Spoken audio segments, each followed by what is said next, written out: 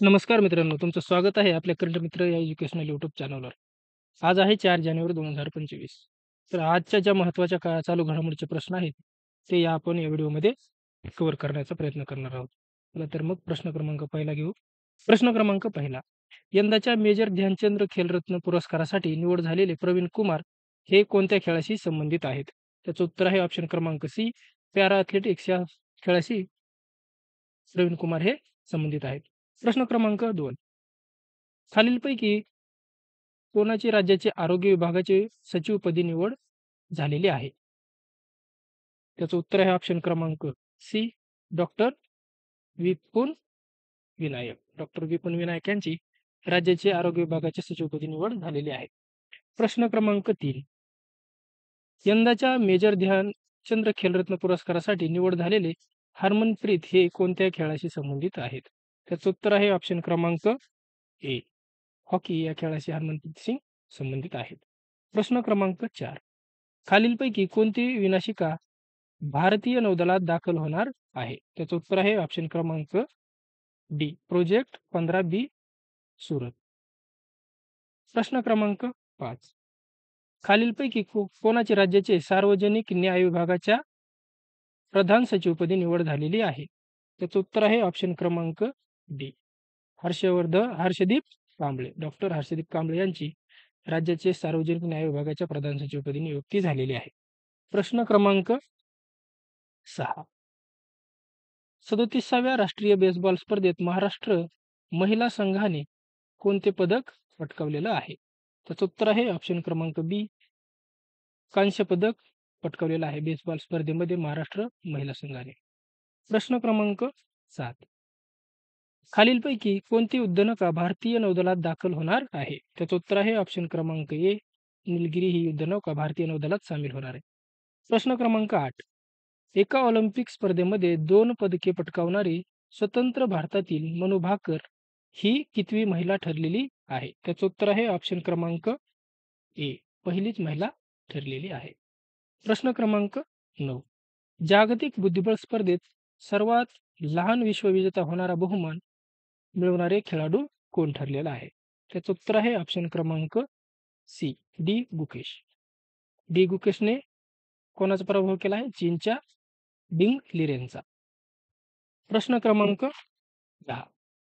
37व्या राष्ट्रीय बेसबॉल स्पर्धेत सुवर्णपदक विजेता कोणता संघ ठरलेला आहे? त्याचं उत्तर आहे ऑप्शन क्रमांक बी, महाराष्ट्र संघ. प्रश्न क्रमांक 11. खालीलपैकी कोणती पाणबुडी भारतीय नौदलात 15 जानेवारीला दाखल होणार आहे? त्याचं उत्तर आहे ऑप्शन क्रमांक सी, वाघशीर युद्धनौका पाणबुडी भारतीय नौदलात सामील होणार आहे. प्रश्न क्रमांक 12.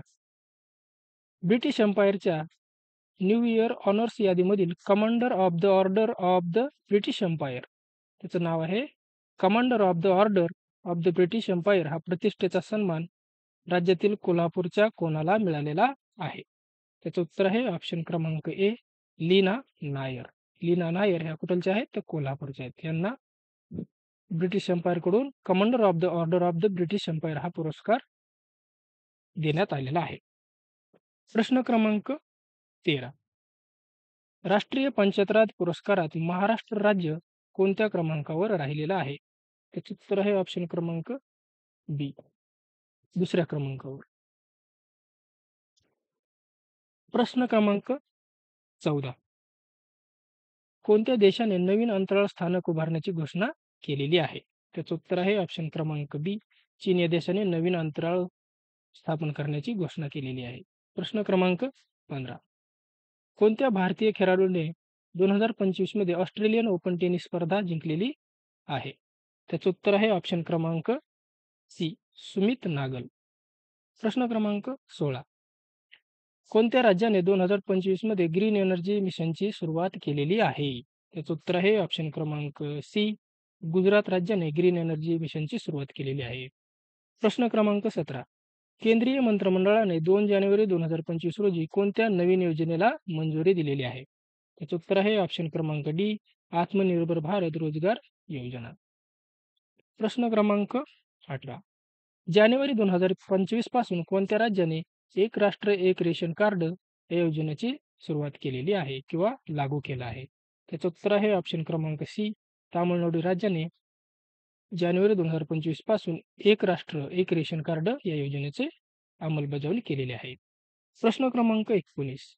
जानेवारी 2025 रोजी कोणत्या देशाने नवीन अंतराळ मोहिमेची घोषणा केलेली आहे? त्याचं उत्तर आहे ऑप्शन क्रमांक डी. आपल्या भारताने. प्रश्न क्रमांक 20. जानेवारी 2025 रोजी कोणत्या बँकेने ग्रीन बँकिंग उपक्रमाची सुरुवात केलेली आहे? त्याचं उत्तर आहे state bank of India.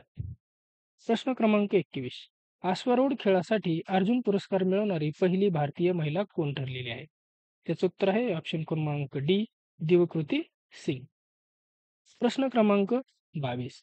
All India institute of speech and hearing म्हणजेच AIISH याचे उद्घाटन उत्तर प्रदेशातील कोणत्या शहरात झालेलं आहे? त्याचं उत्तर आहे ऑप्शन क्रमांक ए. कानपूरमध्ये झालेलं आहे. प्रश्न क्रमांक 23. नुकतेच बातम्यांमध्ये असणारा महाराष्ट्रातील स्मार्ट PH पॅटर्न कोणत्या क्षेत्राशी संबंधित आहे? त्याचं उत्तर आहे ऑप्शन क्रमांक बी. प्राथमिक आरोग्य. प्रश्न क्रमांक 24. अलीकडेच कोणत्या भारतीयाला युनायटेड किंगडमचा राजा चार्ल्स III कडून मादक नाईटहूड मिळालेला आहे? त्याचं उत्तर आहे ऑप्शन क्रमांक बी. सुनील भारती मित्तल यांना चार्ल्स राजाकडून मादक नाईटहूड पदक मिळालेलं आहे. प्रश्न क्रमांक समोरचा 25. प्रतिष्ठित महागौरव पुरस्कार 2024 कोणाला प्रदान करण्यात आलेला आहे? त्याचं उत्तर आहे ऑप्शन क्रमांक 1. निखिल मुकुंद वाघ. प्रश्न क्रमांक 26. रक्षा मंत्रालयाने सशस्त्र दलांचे आधुनिकीकरण करण्यासाठी कोणते वर्ष सुधारणांचे वर्ष म्हणजेच इयर ऑफ रिफॉर्म्स म्हणून नामांकित केलेलं आहे? त्याचं उत्तर आहे ऑप्शन क्रमांक ए. 2024. प्रश्न क्रमांक 27. याचं उत्तर आहे ऑप्शन क्रमांक ए. झालेले आहे याचं उत्तर आहे ऑप्शन क्रमांक बी. 2025 वर्ष. प्रश्न क्रमांक समोरचा 27. देशात थेट विदेशी गुंतवणुकीत अव्वल ठरलेले राज्य कोणते ठरलेलं आहे? त्याचं उत्तर आहे ऑप्शन क्रमांक डी. महाराष्ट्र राज्य. प्रश्न क्रमांक समोरचा 28. अखिल भारतीय मराठी साहित्य संमेलनाच्या मुख्य प्रवेशद्वाराला कोणत्या समाजसुधारकाचे नाव देण्यात आलेलं आहे? त्याचं उत्तर आहे ऑप्शन क्रमांक बी. लोकमान्य टिळक यांचं नाव अखिल भारतीय मराठी साहित्य संमेलनाच्या मुख्य प्रवेशद्वाराला देण्यात येणार आहे. प्रश्न क्रमांक 29.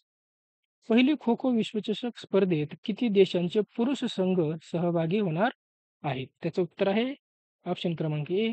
21 संघ सामील होणार आहेत. प्रश्न क्रमांक 30.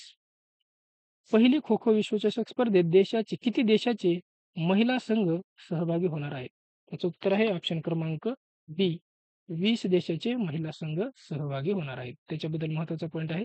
खो खो विश्वचषक स्पर्धा 13 जानेवारी ते 19 जानेवारी दरम्यान या 24 संघाची सहभागी होणार आहेत.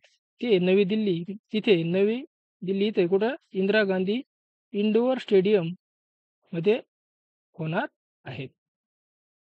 तर मित्रांनो, हे होते आजचे महत्त्वाचे काही चालू घडामोडीचे प्रश्न. जर तुम्हाला व्हिडिओ आवडत असतील तर नक्कीच आपल्या करंट मित्र एज्युकेशनल चॅनलला सबस्क्राईब करून व्हिडिओ शेअर सुद्धा करू शकतात. धन्यवाद.